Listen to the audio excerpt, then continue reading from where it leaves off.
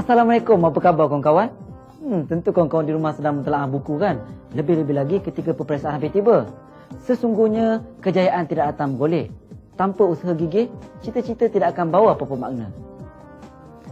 Hari ini, negara kita sedang pesat bangun dengan pelbagai ilmu pengetahuan. Lebih-lebih lagi dalam bidang teknologi maklumat. Namun begitu, kita tidak pernah mengabaikan peranan bidang pertanian dan peternakan di negara kita. Pelbagai usaha telah dilakukan di dalam meningkatkan produktiviti kedua-dua bidang ini.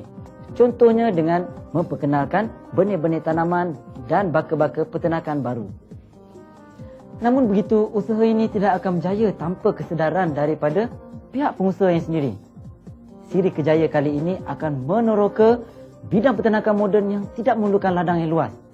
Kita saksikan personaliti kita kali ini.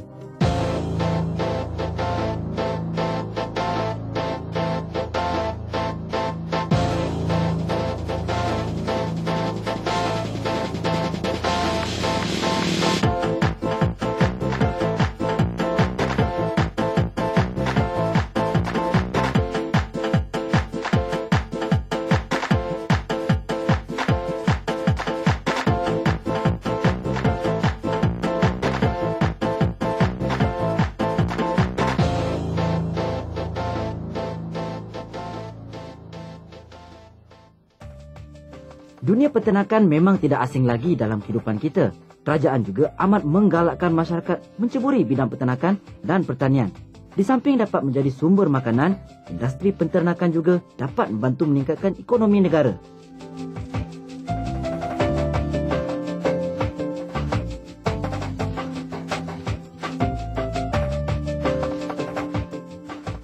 Bukan mudah untuk menjadi seorang peternak yang berjaya, kawan-kawan. Banyak rintangan yang perlu dilalui. Kalau cerita je tanpa bukti pun tak guna juga kan?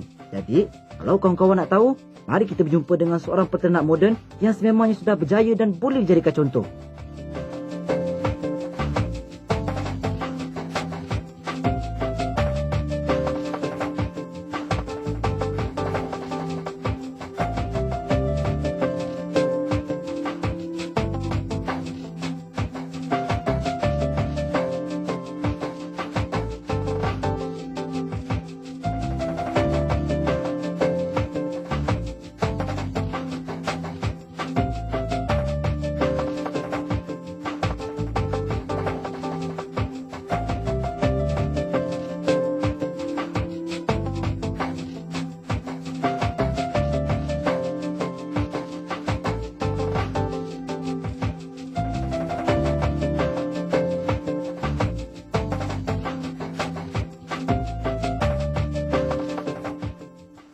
Beliau adalah Encik Muhammad Nazri yang memulakan perniagaan pada awal 90-an dengan menjadi pembekal daging di pasar-pasar.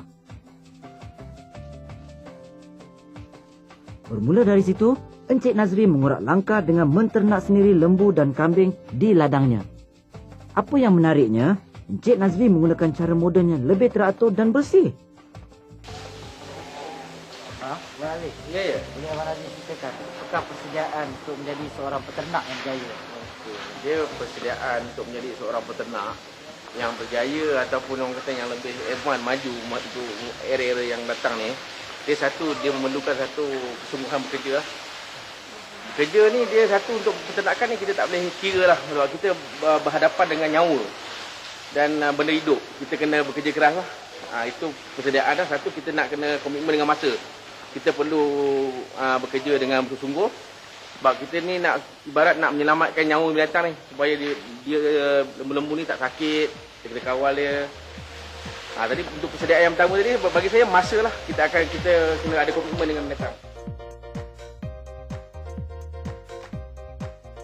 Jika diteliti, terdapat dua sistem peternakan yang diamalkan oleh peternak di Malaysia, iaitu sistem peternakan berkelompok dan integrasi. Bagi Encik Nazri, dia menggunakan sistem integrasi untuk peternakannya. Sistem integrasi adalah satu sistem peternakan di mana pemakanan dan penyembelihan dikawal selia dengan sistematik agar dapat menghasilkan daging yang lebih bermutu. Berbanding dengan peternakan berkelompok, haiwan ternakan dibiarkan tanpa kawalan khusus.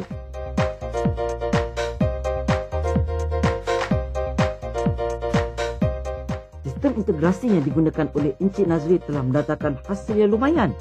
Malahan, beliau juga telah mendapat pengiktirafan daripada kerajaan atas daya usahanya. Bila satu keadaan, satu sistem kandang tu yang baik, bersih, minuman, kita bagi dia minuman yang bersih, makanan yang baik, dia akan menjamin dia bersih kesihatan. Jadi sekiranya kita bela lembu tu, kita akan pastikan benda tu yang pertama lah. Yang pertama, kita ikuti dia sebagai peraturan yang pertama, kita bagi jaga dia minuman dia, makanan dia dan dari segi keselesaan dia. Kawan-kawan nak tahu, lembu juga akan dimandikan agar sentiasa bersih dan terjamin kesihatannya. Ini kerana lembu-lembu ini mudah jangkiti penyakit kuku dan mulut sekiranya penjagaan rapi tidak diberikan. Persatuan Pertubuhan Peladang juga banyak membantu Encik Nazri dengan memberi khidmat nasihat tentang cara penjagaan yang lebih sistematik. Tempat penyembelihan lembu Encik Nazri bersebelahan kandang peternakannya. Kerja penyembelihan dan pemotongan daging-daging ini dilakukan oleh pekerja-pekerja Encik Nazri. Encik Nazri amat memetik beratkan aspek kebersihan dalam proses penyembelihan dan pemotongan daging yang akan dipasarkan. Tugas penyembelihan mula beroperasi seawal jam 6 pagi lagi. Pekerja Encik Nazri amat teliti melakukan kerja-kerja mereka. Ini penting agar kualiti daging yang diproses tidak terjejas. Kita apa bidang pun kita memerlukan pelajaran. So yang penting akademik. Akademik ni penting. Apa-apa pekerjaan perlukan akademik. Jadi sekiranya kita ada akademik, kita melibatkan diri dalam apa-apa bidang. Contoh macam saya bidang peternakan. So far kita punya ni kebanyakan semua yang berkelulusan universiti. Jadi bukan semestinya berkelulusan universiti saja kita tak boleh menternak. Kita boleh, tapi sekiranya benda tu ada, pendidikan, ilmu tu ada, lagi baik. Kita boleh pergi berkembang lebih jauh lagi. Itu kita punya ni lah, maksudnya kita punya moto pelajaran penting. Dari segi komitmen dengan ternakan penting. Jadi sesama kita gembling lagi, maksudnya kita boleh pergi lebih jauh lah. Maknanya itu cerita-cerita ni kita tak tahu apa tempat ni kan. Boleh abang cerita sikit. Okey, sekarang brother. Okey. Ladang ternakan feedlot ni terletak di Kuang, lebih kurang 30 km daripada pusat bandar lah. Di sini adalah kawasan yang sebelumnya adalah kawasan sawah yang terbiar. Yang sekarang lah, yang adik-adik ada ni sekarang adalah satu kawasan yang dahulunya adalah sawah padi. Bila mereka tidak mengerjakan padi, kita pula ambil alih untuk buat peternakan. Baka berbagai-bagai jenis ada. Pada tadi yang saya kata dalam ladang kita ni ada 5-6 jenis baka lah. 5-6 jenis, ada yang baka daripada baka KK, baka Brahman, baka daripada Australia ni daripada Brahman Cross, baka Limousine, Shorthorn, macam-macam jenis. Lembu yang kita maksud dia makanan yang berkhasiat ni, contoh kita bagi makan yang gunakan fiber rumput, kita ada palm kernel cake yang diadun khas, yang diformula khas untuk ladang kita, yang mana kenaikan berat badan untuk seekor sehari ialah 1 hingga 1.5 kilo. Kenaikan berat dia. Jadi kita punya profit pun, keuntungan pun bergantung kepada kenaikan berat badan. Bila makanan tu sesuai, makanan tu berkhasiat, lembu kita akan menjadi satu kenaikan tu lebih baik lah. Maksud keuntungan lebih banyak lah. Pada tahap umur berapa biasanya lembu ni disembelih, dijual? Okey, macam ladang kita di Kuang ni, kita ada tahap-tahap umur yang tentu. Daripada 3 bulan hingga maksudnya lepas cerai susu, daripada 3 bulan sampai 6 bulan, dan daripada cerai susu juga daripada setahun hingga setahun setengah. Kalau untuk daging kita 3 sampai 6 bulan sajalah. Kalau untuk akikah dan korban tu hari-hari perayaan, kita ambil masa lebih sikit lah. sampai setahun lebih, setahun hingga setahun setengah. Itu kita punya masa lah yang kita ambil. Tempat pemotongan daging ini menggunakan kaedah moden. Daging-daging dipotong dengan menggunakan mesin yang dikawal selia oleh kaki tangan yang berpengalaman. Oleh kerana mesin yang digunakan amat berbahaya, maka aspek keselamatan sentiasa dititik beratkan bagi mengelakkan perkara yang tidak diingini. Selepas dipotong-potong, daging-daging ini akan dinilai mengikut kualiti yang telah ditetapkan.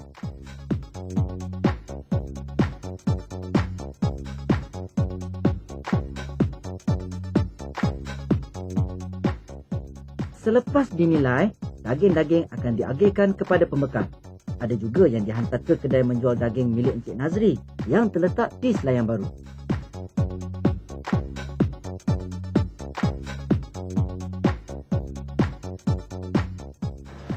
Kerjaya sebagai seorang peternak ni dia meliputi banyak aspek lah.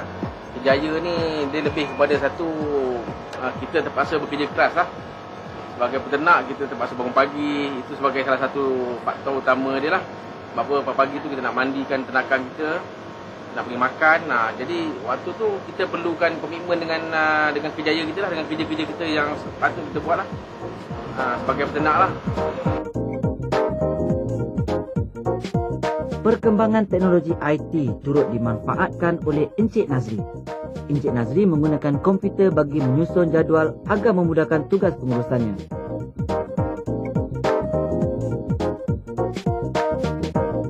Kalau kita tengok di negara-negara luar, contohnya di Australia ataupun England, lembu-lembu ni memang perlu bergerak seiring dengan era teknologi lah, zaman teknologi yang ada masa kini lah. Yang mana sistem pengkomputeran perlu komputer, sistem pengkomputeran kita perlu ada data-data daripada rekod-rekod dari segi kesihatan lembu, kedatangan lembu. So far semua perlukan rekod. Jadi sekarang memang perlu dia tally dengan keadaan masa sekarang, peternakan berkomputer. Untuk menambahkan lagi pendapatan syarikatnya, kedai Encik Nazri turut membekalkan hasil pertanian seperti sayur-sayuran. Di sini adalah satu kawasan di mana kita membuat pembungkusan. Pembungkusan dia jenis bahan-bahan basah seperti ikan, udang. Di mana kawasan ini terasing dengan tempat pembungkusan daging.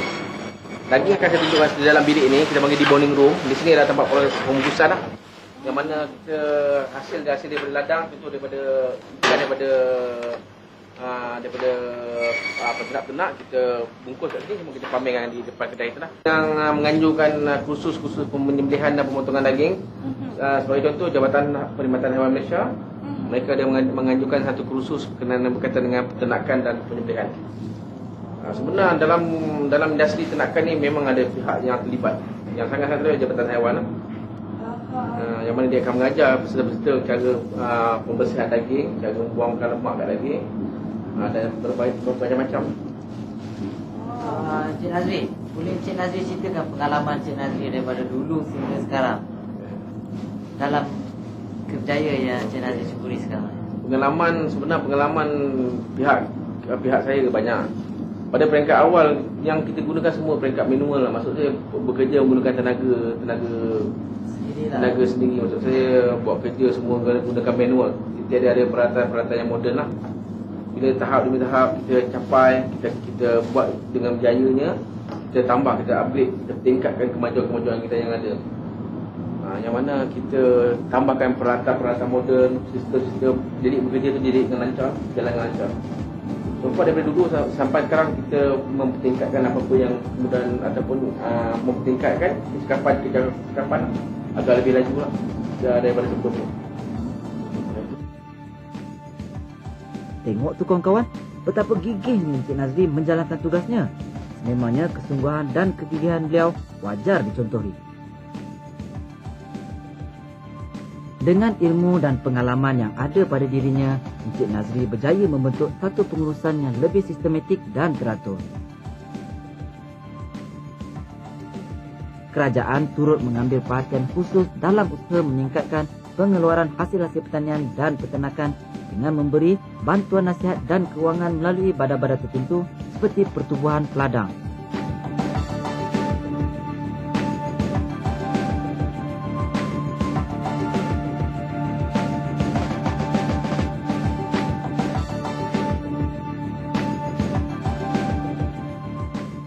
sebenarnya industri peternakan ni memang mendatangkan hasil lumayan. Sekiranya kita bekerja mengikut sistematik lah.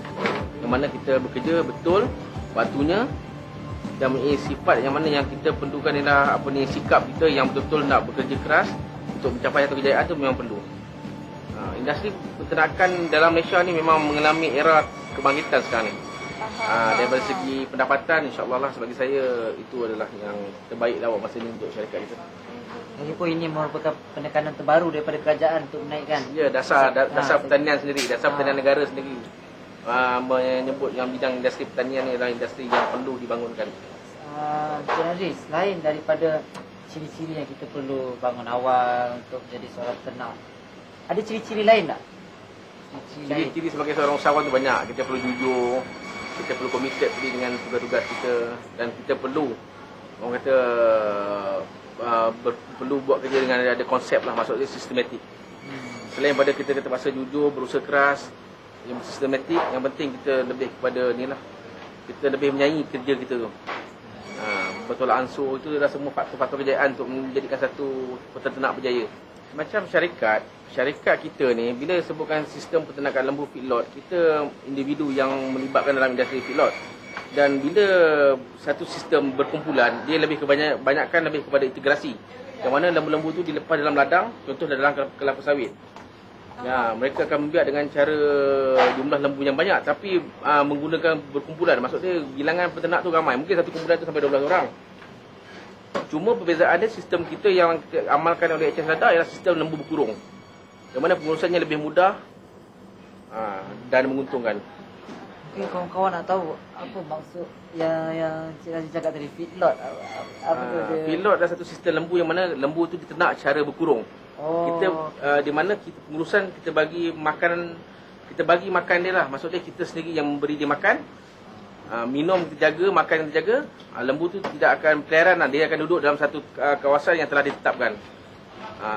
Contoh satu kumpulan 10 ekor ataupun 20 ekor, itu kita berpandu kepada saiz keluasan kandang lah. Itu dinamakan sistem feedlot. Sistem feedlot, sekiranya dia individu, kita perlu lebih kepada komersial lah. Bila lembu tu kita buat secara komersial, kita akan dapat pulangan yang banyak lah. Walaupun berkumpulan, mereka perlukan jumlah yang banyak juga. Sama juga. Cuma segi pengurusan, kita individu sendiri, cara berkumpulan, dia kena cara sistem lah. Sebab boleh lepas dia memerlukan kawasan yang luas. Penjagaan pun lebih sukar sikit lah daripada individu feedlot. Sistem feedlot dengan sistem lepas, sistem feedlot ni lebih mudah untuk kawal lembu tu. Terdapat juga kursus-kursus berkaitan pertanian dan peternakan moden diperkenalkan di institusi pengajian tinggi tempatan. Antaranya Universiti Putra Malaysia yang banyak menawarkan kursus-kursus di peringkat diploma dan ijazah dalam pertanian dan peternakan moden.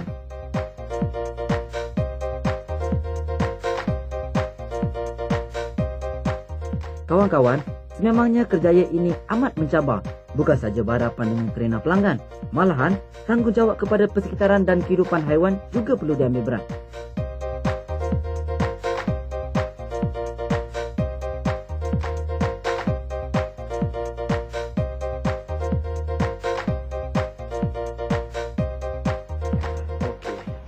Untuk makluman semualah, industri peternakan ni sebenarnya saingan dia amat kurang. Sebab apa, dalam purata, dalam negara kita, import daging saja melebihi apa yang ada diternak dalam Malaysia ni. Maksud 20% saja yang kita pelihara.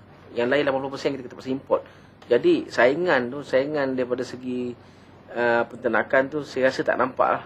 Belum ada yang kata saingan terlalu kuat. Dari segi penyembelihan, dari segi daging, kita pun hanya bersaing dengan daging import yang diimport daripada India, daripada negara-negara lain. Tapi penduduk kita puratanya memerlukan daging segar. Mereka yang lebih educated, maksudnya yang lebih berpelajaran, mereka lebih memilih kepada daging segar. Jadi pada hemat saya lah, pada pandangan saya sendiri, tidak ada yang mengatakan kita perlu bersaing dengan mereka. Sedangkan bekalan kita sendiri tak bercukupi. Jadi di sini peluang untuk industri ini berkembang agak besar, luas, dan boleh maju lebih baik lagi lah.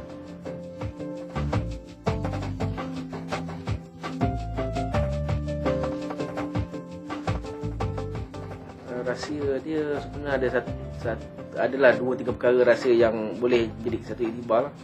Satu, kita perlu ada komitmen lah. Daripada segi yang pertama tadi, saya lebih suka kepada komitmen keluarga masing-masing. Maksudnya keluarga saya yang merupakan adalah lembaga pengarah. Kemudian kita perlu ada komitmen dengan masa kita, dengan binatang peliharaan kita. Kemudian kita ada komitmen dengan staf-staf kita, yang mana kita bekerja dengan di bawah satu bumbung, yang mana kita perlu sama-sama untuk mencapai satu kejayaan tu perlulah bekerja keras, perlulah bertungkus lumus. Yang susah sama-sama kita pikul, maksudnya yang kita sama selesaikan masalah-masalah tu, barulah boleh nampak menghasilkan satu kejayaan yang sempurna.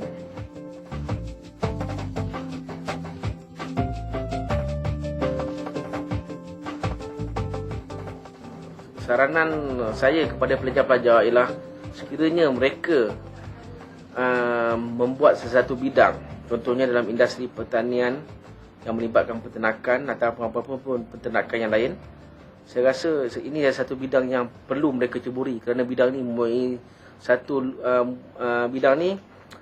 dia mempunyai satu skop yang amat luas lagi. Maksud saya mereka tidak akan mengalami apa-apa saingan dan cabaran, saingan daripada segi hasilan ataupun saingan daripada apa benda-benda yang melibatkan penjualan.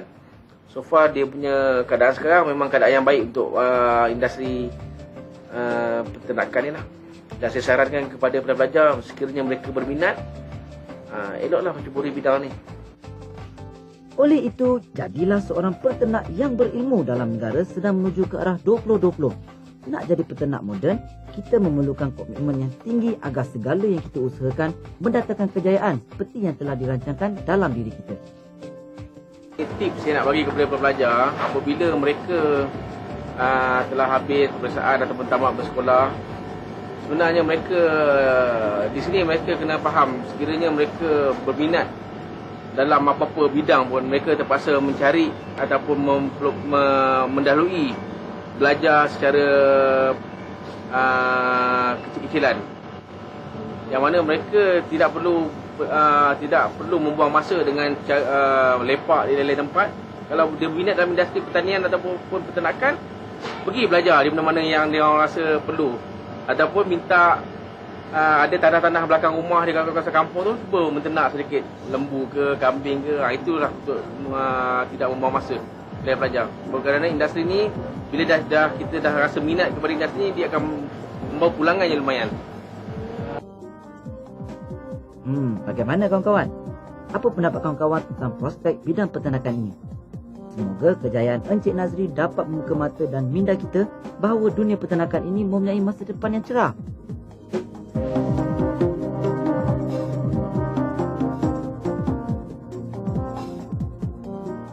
Di mana ada kemahuan, di situ ada jalan dan kejayaan. Apa yang penting ialah minat, bersemangat dan usaha tanpa mengenal erti putus asa di samping ilmu pengetahuan.